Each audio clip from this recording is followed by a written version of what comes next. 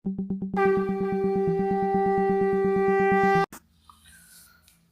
पुरुषोत्तम।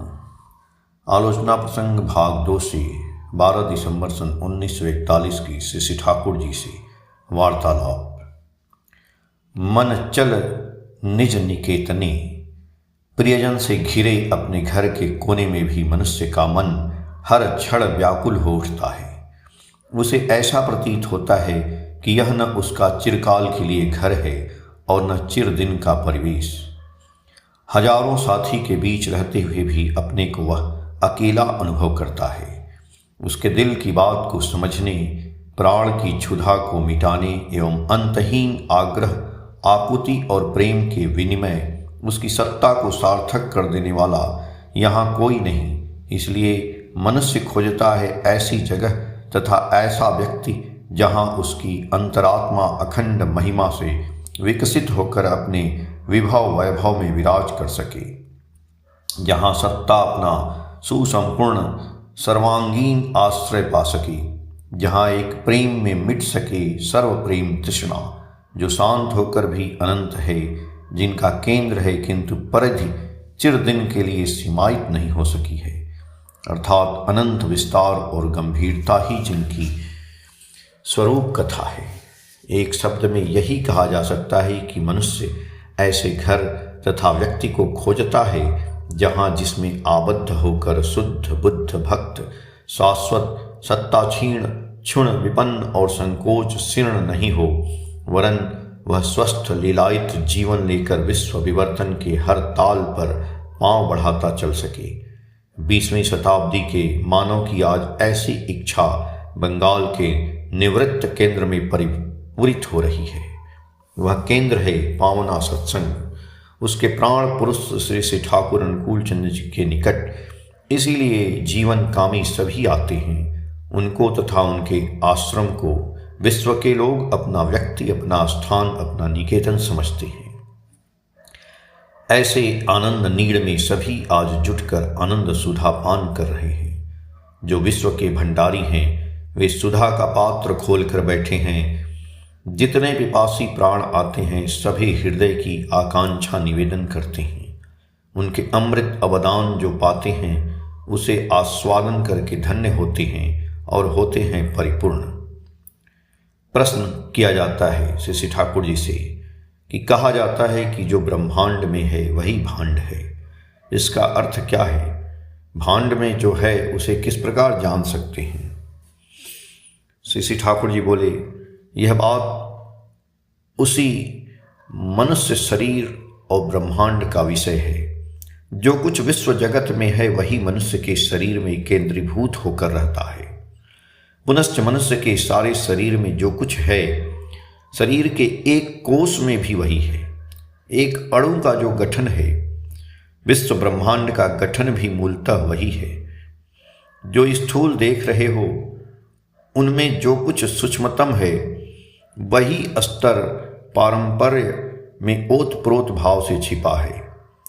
हर चीज को आज जिस आकार में देख रहे हो शायद पहले उसका वह आकार नहीं रहा हो, किंतु वैसा बनने की संभावना उसमें थी।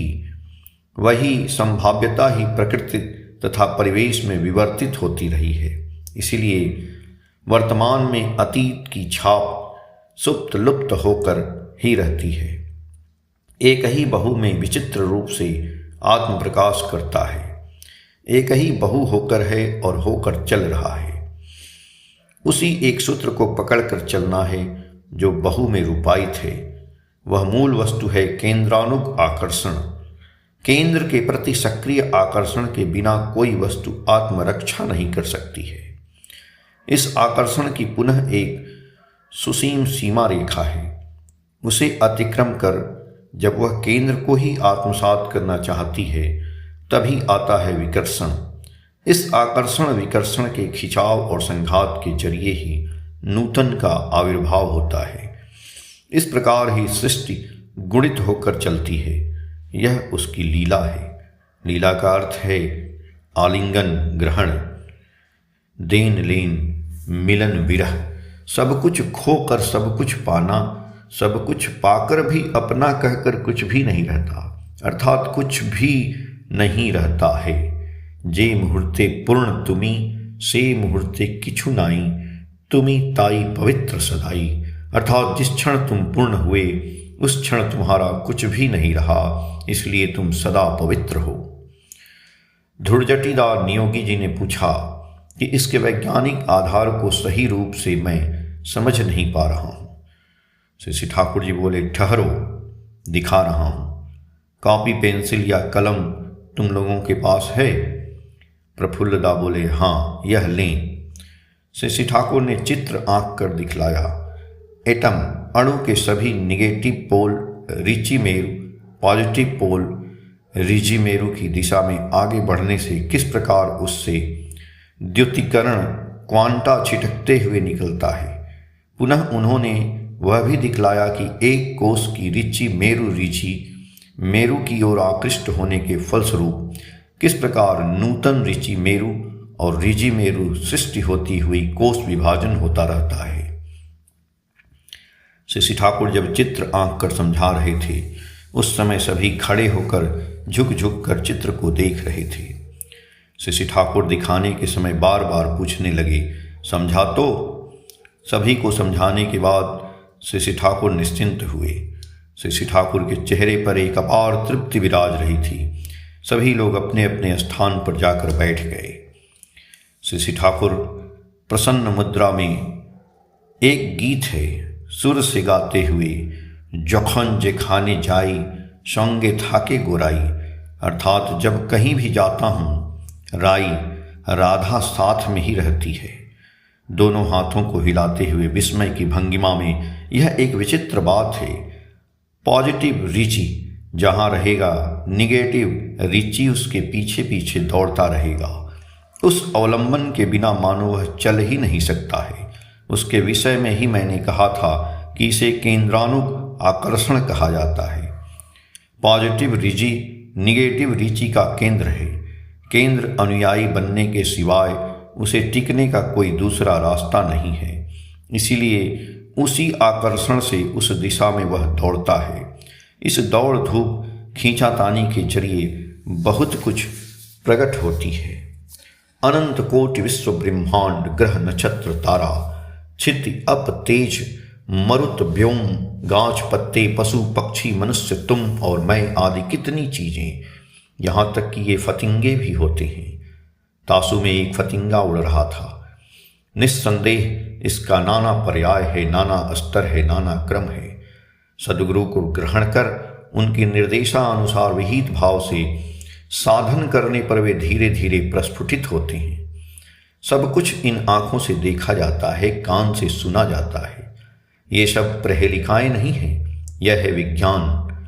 मैंने जिस रूप में देखा है तुम लोग भी उसी रूप में देख सकते हो।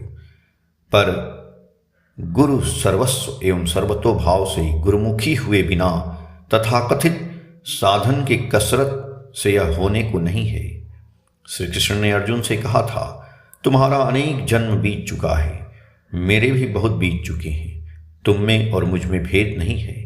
भेद केवल इतना ही है कि तुम वह नहीं जानते किंतु मैं जानता हूँ। अर्थात मेरी स्मृति चेतना में वह है, उसे जानने वाले सद्गुरु ही होते हैं। वे स्मृति चेतना वाले व्यक्ति होते हैं। जीवन के सारे रहस्य उनकी हथेली पर है। इसीलिए उनके प्रति लगन रहने से, उनका संग करने से, सेवा करने से, अनुसरण करने से, उनका प्रीति कर्म करने से, अपने को तन्मुखी बनाकर नियंत्रित कर चलने से, नाम ध्यान यजन याजन करते रहने से तथा उनकी सुख सुविधा की ओर नजर रख कर चलने से अनजान में कितनी उनकी जानी हुई बातें स्वयं जानी जा सकती हैं, उसका कोई ठिकाना नहीं। यह पथ ही सीधा पथ है। सद्गुरु मूर्त वेद होते हैं। दूसरी अन्य तुच्छ चीज़ों के लिए उनके पीछे मत घूमो, उनके चरणों पर अपने को निछावर कर दो। हर तरह से तुम उनका ही बनकर रहो, तुम्हें कुछ सोचना नहीं पड़ेगा। तुम्हें जो कुछ होना चाहिए वह आपसे आप ही होगा। प्यारीदा कुछ प्रश्न करने जा रहे थे। श्री ठाकुर प्रसन्न मुद्रा में बोले, कांड गुरु चरण, पहले तो तुम मुझे एक बार तंबाकू तो पिलाओ। प्यारीदा तंबाकू भरने गए। श्री ठाकुर पहले के प्रसंग में कहने लगे, अनुभूति, ज्ञान या दर्शन की बातें यदि छोड़ भी दो, सीधी बात है, मनुष्य आइडियल, आदर्श तथा अवलंबन के बिना चल नहीं सकता है, अपने अस्तित्व को बनाए नहीं रख सकता है। प्रवृत्ति कब किस समय उसे ले डूबेगी उसका क्या कोई ठिकाना है। आइडियल, आदर्श मानो पॉजिटिव रुचि केंद्र हैं और साधारण मनुष्य निगेटिव रुचि केंद्र है। इसलिए with all one's passion and complexes, सारी वृत्तियां लेकर आइडियल के प्रति अर्थात पुरैमाण जीवंत महापुरुष के प्रति एक्टिवली इंटरेस्टेड, सक्रिय भाव से अंतरासी होने पर वह एक पावरफुल मैन, शक्तिमान व्यक्ति बन जाता है। किंतु एक पैशन, प्रवृत्ति भी अनइंटरेस्टेड, अलग रहने पर दूर छिटक जाने की संभावना रहती है। इंडिविजुअलिटी, व्यक्तित्व नाम की कोई चीज नहीं रहती है। व्यक्तित्व का अर्थ ही है आइडियल, आदर्श के प्रति कंप्लीटली, संपूर्ण भाव से इंटीग्रेटेड, संगत होकर रहना। एकमात्र आइडियल, आदर्श के अट्रैक्शन, आकर्षण में चलना। सिर्फ इष्ट को ग्रहण करना, चलना ही यथेष्ट नहीं है। सारी वृत्ति, प्रवृत्ति और सत्ता देकर उनके प्रति अनुरक्त होना पड़ेगा, उनका अनुसरण करना पड़ेगा, और जहां जितनी खामियां हैं, गड़बड़ी है, उसे ठीक करना है। इसे ही कहते हैं unrepelling adherence, Achyut Anurag. Blessed is he who is not repelled by anything in me, जो मेरी किसी चीज को देखकर प्रतिहत नहीं होता है, वही धन्य है। जो ऐसा अच्युत अनुराग संपन्न है, उनके विषय में गीता में श्री भगवान ने कहा है, अपिचेत सुदुराचारः भजते सामनन्य भाक्, साधुरेव स मंतव्यः सम्यग् व्यवसितो ही सह। सम्यक भाव से इष्ट निबद्ध न होने पर मनुष्य न साधु ही होता है और न सन्यासी, और जो सम्यक भाव से इष्ट निबद्ध होता है, यदि वह जितना बड़ा ही दुश्मन क्यों न हो, उसकी दुश्मनी भी पुण्य प्रभाव विकिरण करती है। प्यारी दानी तंबाकू भर कर दिया, श्री ठाकुर जी तंबाकू पी रहे हैं। आलोचना प्रसंग भाग 2 के पेज संख्या 16 से 19 तक। जय गुरु।